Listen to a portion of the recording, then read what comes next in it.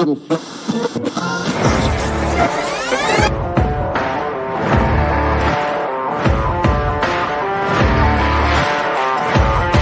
great, but being different for the sake of being different, I'm not a big fan of, right? If you just want to be different for the sake of technology increased, I would hide behind it. And you start to hear some of their challenges, and yes, because it speaks to the core of who you are and what drives you forward. Because what makes you different is what drives you.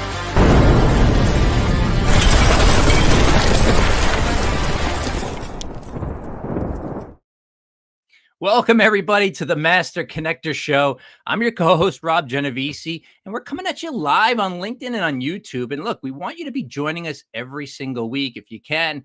If you're joining us regularly, we got some regulars, and we appreciate you. If this is your first time, look, we're coming at you every Wednesday live, 1 p.m. Eastern Time on LinkedIn, bringing you amazing, amazing guests for you to learn from. We got people that are coming on very accomplished. You're gonna learn from their stories, their experiences, their skill sets. They're gonna share with you the things they are good at to help you close the gaps in your knowledge so you can level up with your opportunity, whatever that is. It's all about hitting goals, but you can't do that unless you're connected to the right people. You know, I used to be the type of guy who was like, I'm gonna do it myself. I was raised by parents who they did a great job, but they were like, you don't hire anybody, you do it all yourself, you become independent. And so that's all I knew. And that gets you only so far. You need to be able to connect with the right people that, again, are going to fill in the gaps that you have, the blind spots that you have. They're going to give you some insights so you can do better. But look, if you want to see who's coming up on future episodes, so maybe you can't join us every single week, but you can go to masterconnector.show and you can see the lineup in the coming months. We're booked up through the year into next year, but we're going to show you through the summer at least. And you can bookmark on your calendar who you need to hear from so you don't miss it. Because I'm going to tell you, my buddy Steve, he gets the cream of the crop in terms of people who are accomplished and really know how to help you get results in their area of expertise. And look, if you're running your own opportunity, if you're running your own business, if you're doing your own thing, or even if you're in a company, but you're a leader in the company, you're going to learn stuff that's going to help you. I promise you. So look, this is very interactive. We want you to comment, want you to like, want you to share this out with people. Don't hoard the information. Don't hoard the experience. Share it with people. If you learn something here, if you get something good out of it, we want you to share it.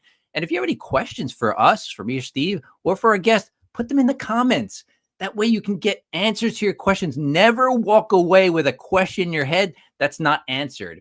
And as always, we love to hear where you're tuning in from. It just makes for a very rounded audience and bring us a little close together in this huge world, which is made smaller by the internet. Let us know where you're coming in from. We got people coming in from all around the world a lot of times. And, you know, I'm in New York, Steve's in Connecticut. So we want to bring people in from all over the place. You know, today's show about leading with heart, Steve's going to talk about this. I'm going to say a little something because this is something I did not do. I am typically perceived as a cold person because I'm not very nurturing. I'm like, get to it, man. Come on, get on with it. I didn't really have that with me. So I had to develop the heart. And I'm going to tell you, I resisted for years. But when I learned how to connect with it in my own way, through examples I've seen, through books I've read, through people like our guest, it made all the difference in the world. Because remember, you're not doing business with businesses. You're doing business with people. And when you connect at the heart level, man, magic happens. So look, this is the Master Connector Show. And, you know, Steve and I are two former shy guys, two introverts, but we became connectors because out of necessity, right? We wanted to do our own thing. We wanted to be independent. We wanted to get in the driver's seat. So we had to learn how to connect. So, you know, I become a master at connecting, but he's the master connector. Bring him on, Mr. Steve Spiro. What's up, Steve? What's up, Robbie G? I appreciate the title, the Master Connector. But I believe anyone, like you said, can be a Master Connector. Just maybe I hold a name here, but it's all good. And I think from embracing what you and I have learned over the years, and now being able to share it on the show is really, you know, I mean, one thing I'll add for the audience's sake is, you know, you're not just good at it. You're at it every single day. And people, we're not just talking about on LinkedIn. This guy is meeting people in person on a daily basis. I mean, for me, that scared the heck out of me at one point. I could do it now, but look, it's a skill And Steve is a master at it. So I kudos to you. appreciate it. Thank Sure. you, bud. Well, what's going on, friends? Steve Spiro, the Master Connector, coming at you live and direct. Yeah, it is true. I do meet strangers every day, and stranger danger, absolutely. And it's crazy. I thought, fear of death and dismemberment, really, but I do it anyway. And you know what? It's all about connection. And today we're going to talk about leadership. And Rob and I had a shared experience for a while, kind of how we got to know each other. We had a similar mentor, we were part of a business development team. And that experience was, at least for me, I can't speak for Rob, although I think he shares the same thing, was life-changing. We saw leaders that led from the heart. They literally, they were clear in terms of sharing their purpose, their passions. For me, what I've learned now, and that they were great examples of, to me, what good is being here, right? You could have all these things and accomplishments, but what good is it? To me, it's all about impact. And true success, I learned, is not how many things you have, but how many people are better because you're here, right? And so leading with the heart, and we have a good friend and mentor that, I would see him getting emotional, and you could feel his heart from stage or from when he was talking to a group of people or one-on-one with you, often with eyes getting watery and things like that. And to me, that, I know Rob put a post out, I think yesterday or today. It's not weak when you share with your heart and your purpose, and you get emotional. To me, that's strength. I looked at him and I'm like, man, I'm a kid from the Bronx. I still to this day can't wear barefoot with thongs because I was made fun of as a kid. I'm serious, right? And today, so that's the kind of where I was born, right? So don't get emotional. Don't show your heart. No, it makes you weak. It makes you vulnerable. No. I found that to be completely strong, and it shows your strength in a way. Strength as not just a man, as a human. It depends on what gender you associate with, but it doesn't matter. So you could show your heart, and I believe that's the strongest way to truly lead. Yeah, there's management and there's management styles, but true leadership. That's really leadership is example, right? That's what Maxwell says. It's leadership is spelled EXAMPLE. So we're gonna get into that today. So much more I want to hear from our guests. So if you're ready, type in the comments right now, #Let's Go. And Robbie G, I'll pass it to you, sir. All right. Thanks, Steve. So let's go. As a leadership coach, trainer, and outdoor enthusiast, Jen Recla is on a mission to awaken passion, joy, and the spirit of adventure in every professional endeavor. With over 15 years of organizational development experience in leadership, coaching, and mentoring, she specializes in creating growth experiences that inspire and equip leaders to build engaged, collaborative, and resilient teams. Jen leveraged her top Gallup strengths to make learning fun, bring knowledge to others, and inspire individuals to reach their full potential. Please welcome to the show, Jen Recla. What's up, Jen? Hi, I'm waving from Colorado. Thank you so much, Rob and Steve, for having me. So blessed to have you on here, and I know you have a beautiful view of the mountains. So cool. Yeah, It's gorgeous. unbelievable. And some hummingbirds coming every once in a while. It's beautiful. That's awesome. Not quite the same here, although I got a beautiful view of the water right here. We're right on the Long Island Sound, so we get a bit of the Atlantic coming in, and we get a lot of birds coming in, but not quite the same as what you got there. So really blessed to have you on here. I just want to acknowledge we got some folks on here with us. So it looks Rolla from Connecticut's joining us, and amazing Yolanda. Incredible having you on here with us, Yolanda, and Debbie is now on. Debbie Undefined. Not sure what that means, but that's a cool last name if it's undefined. But maybe you just need to put your last name in at some point. And Bridget, let's go. Great to have you on here. But Jen, let's dig right into this. This is exciting. We've been waiting on this. I think we booked this time together 6+ months out, maybe. Crazy, right? So we've been anticipating, we've been salivating, waiting to hear from you. But one of the things we talked about was empathy, right? And I want to talk a little bit about that. I want you to speak a little bit about that. So community, type in #empathy. So how does empathy help you lead more effectively in high stakes or high pressured situations? Yeah. Well, when you lean into empathy, you're understanding other people's perspectives. You're able to put yourself in their shoes and kind of see through their eyes. And when you can do that, people feel seen and they feel heard. And especially in high stakes situations, there's lots of uncertainty.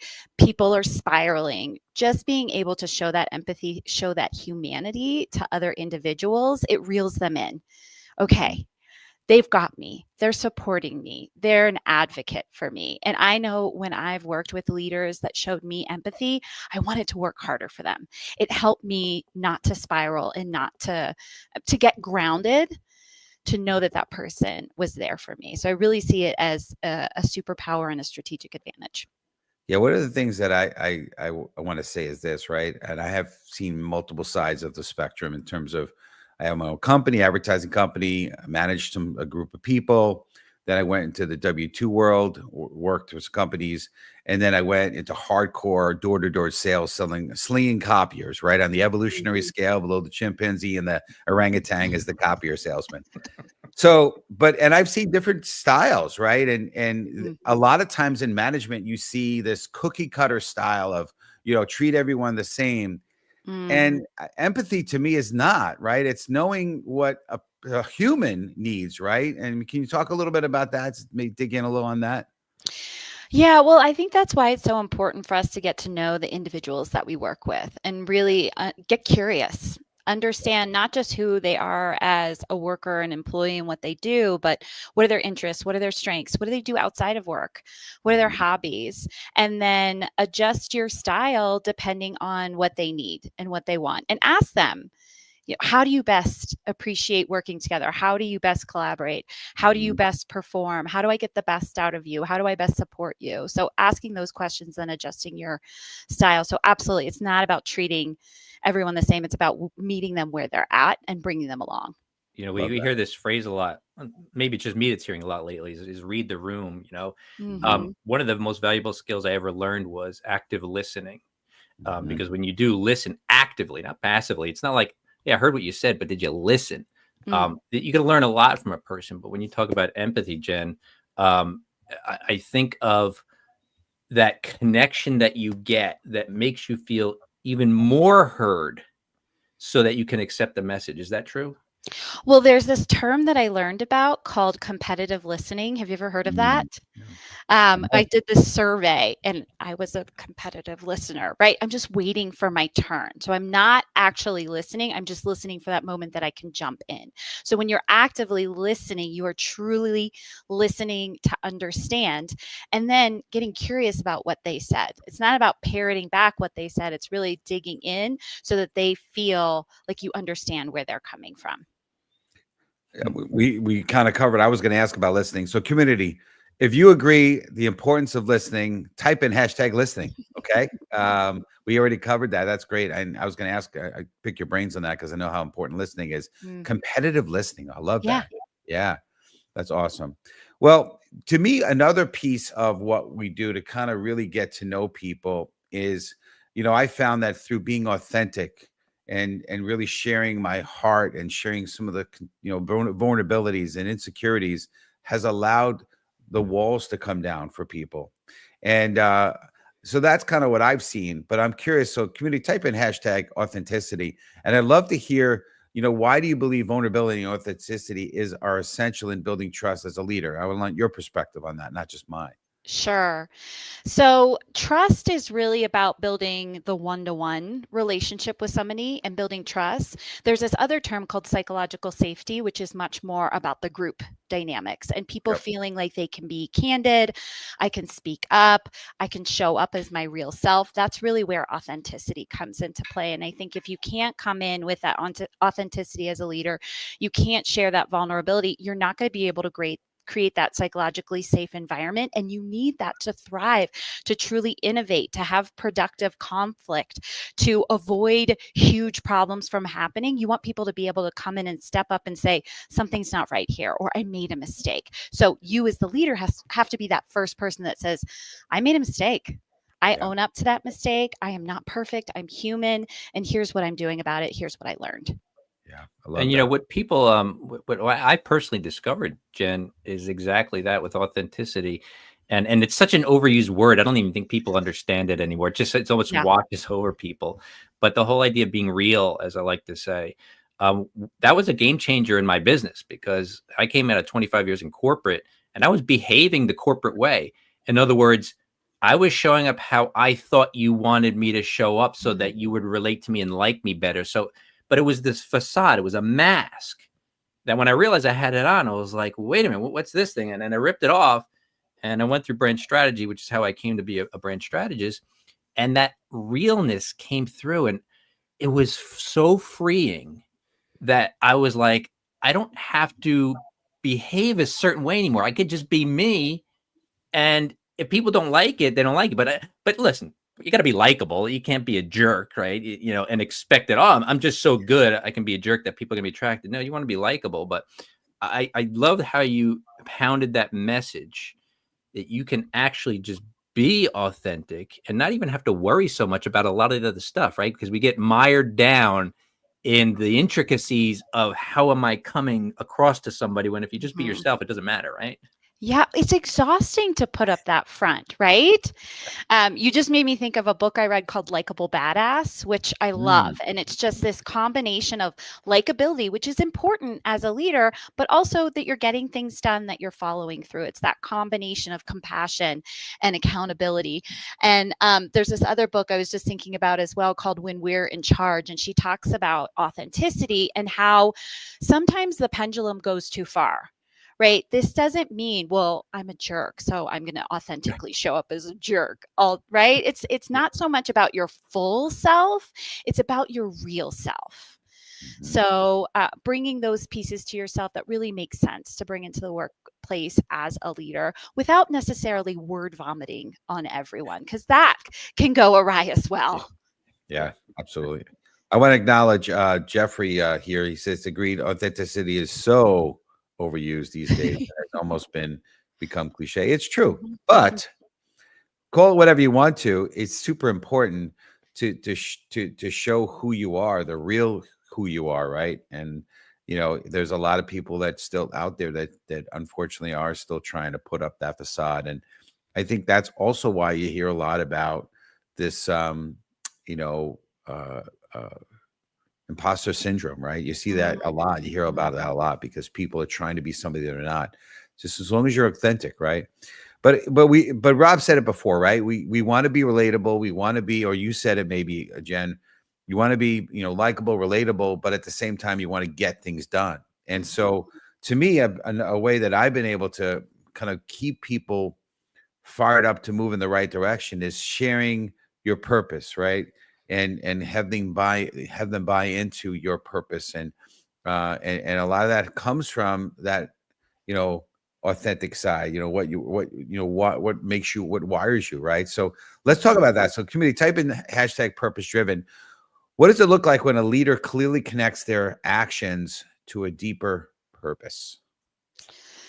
Yeah, having a strong vision that you can share with your team. So I think an important piece of a leader is that you're not just setting the vision and saying this is what it is, that you're also getting input, and that it is a collaborative effort to put together that vision, that mission, and that you're reminding your team of it constantly. You have to keep reminding the team of that purpose and mission, because we get sucked into the weeds, we get sucked into the day-to-day, those uncertain situations, high stick situations. You got to remind people of the overall purpose. Recently, I had my kids for a couple of weeks, and one of them got injured. It meant that we couldn't hike, we couldn't swim, we couldn't do all of these things. And I started spiraling a little bit, and I thought, what was our purpose? What was the mission? What were we trying to accomplish? We wanted fun and adventure for the kids for the past Yeah. couple of weeks.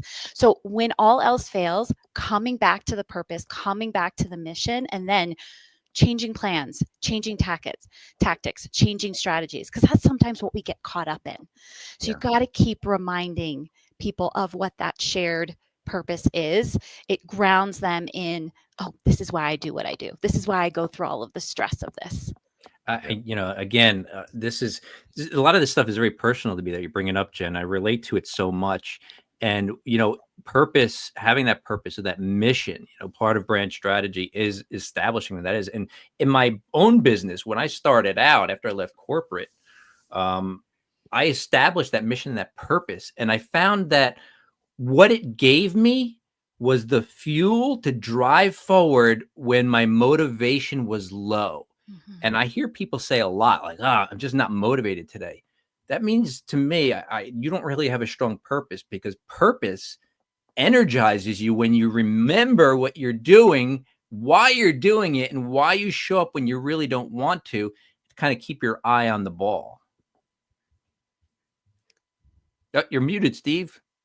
Oh, geez, Louise. Thank you. Rookie mistake. I want to say this, and Jen, I'd love to hear your perspective, but not everyone listening here may be, running a business. Maybe you're working in a company, right? And I want to take this into a slightly different way. I was on with a young man just graduating college. I was on a Zoom call, and he was like, I'm struggling with kind of figuring out what I want to do with my life. And I started by saying, well, let's take a step back, because there's such a focus today in the world on the what and the how, right? On the vehicle and what they're going to do and how they're going to do it. And less of why they're doing what they do, aka Simon Sinek, start with why, right? And I said, so let's talk about your life. How do you want to live, right? And most young folks have no clue. They can only live, sometimes they're living for the weekend. It's like, 5, 10, 20-year plan. I said, all right, let's just take a step back and say, what if you won lotto and you had $100 million? How would you live? And don't tell me you would invest it, because 10% interest on 100 million is 10 million a year. So just on the interest alone, you're okay. So you don't need to invest it. How would you live? And once you understand that, now let's figure out a vehicle to help you get there. It's like this: if you wanted to go to Italy and you live in the States, you can't take a Ferrari to Italy. The vehicle is not the vehicle take you there. And people start with a vehicle instead of where they want to go, their purpose, their vision, their life's mission, if you will. So I just want to frame it for folks that may not be building a company or in a leadership role, because there is ways you could do that with your life, right? So anyway, I'd love to hear your perspective. While you're thinking about that, just want to acknowledge Karen is here. She says the purpose of my organization is very well defined, and you can feel it when you work with colleagues. It's alive. I also want to welcome to the show Emily. Great to see you. I don't think you've been on our show before, so great to have you on here. I know Jeff's new, and then Sam, welcome back. Great to have you on here as well. And it's Debbie Tobin. I know Debbie very well. So Debbie Undefined is Debbie Tobin. Make sure you connect with Debbie. She's incredible. So, but anyway, what were your thoughts? I want to hear your thoughts on that. Yeah, I actually finding my purpose is what drove us out to Colorado. It was an exercise that I had read about in a book called First Things First, which is a spin-off of 7 Habits. And an exercise in there was to find your purpose. And so I made my husband do it with me. And we came up with a family purpose. And the crux of it was really around living an adventurous life. And where we were at the time, we weren't really doing that. And so we moved out to Colorado. We've been here for a decade. It's what motivated us to get there. And over time, that my personal purpose has shifted. Now it's to awaken passion, joy, and adventure in others' lives. But that is something I think about every day. It's easy. I know what it is, and it drives me. And when I've worked with organizations, those are the kinds of missions that you want to create. Something you can remember. It's easy to share, and it is so motivating. Love it. So, one of the things, obviously, we're on here and we're talking about leadership, and, one of the big buzzes today is on engagement, right? And people talk about employee engagement, and they also talk about customer engagement. It's a big buzz today. So let's talk about that. So, community, type in hashtag team engagement. So how does leading with heart inspire greater collaboration and buy-in from your team? And maybe it relates a little bit to purpose, but I think it's appropriate to get to that piece now. Yeah, well, I think one of the drivers of strong engagement is people feeling like they get to work with their strengths and that they can connect.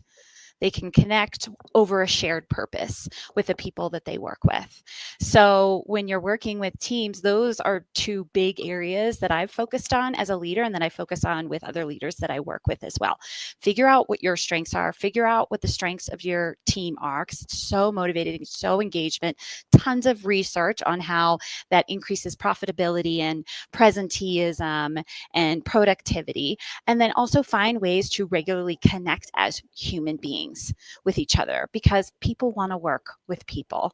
And so I think those are two extremely important things to help with engagement. And that's how you see better results. Mhm. Yeah. Yeah. And Karen is also saying that engagement is a cliche as well. And yes, that is true. But Can I, again, it's can something I to just support. jump in there for a second? So, Sure. words. So this is interesting. So I'm actually a designer by education, but as a brand strategist, what I discovered is the words are of primary importance, because you need to describe what we're talking about in any situation. And when we talk about authenticity, nobody knows what it means anymore. Engagement, nobody knows what it means anymore. Why? Because it's so overused, it loses meaning. So I just want to say, we have to find the words that describe what we're talking about. So when Jen talks about purpose, and you write that purpose statement or that mission statement, use the words that aren't so overused that people dismiss it. Like, whatever. I don't want to hear it anymore, right? You've heard it so much, you just dismiss it in your mind. Choose different words. We are in a world that moves very fast, and the words that were good yesterday and effective yesterday are not good today and are not effective. So you always have to look at that and go, what's another word for this that is going to help make an impact? There you go. All right. I just got schooled on words. I got to come up with better questions New now. words. Thank you, Rob. I appreciate it. No, it's all good. No, very true. Very true. Or the other piece of it is just get over it. If it's a cliche, the meaning is the meaning, and don't worry about it. It's a cliche. Yeah. That's the other side of it. But anyway, but yes, come up with different words if you can. Sometimes you can, sometimes you can't.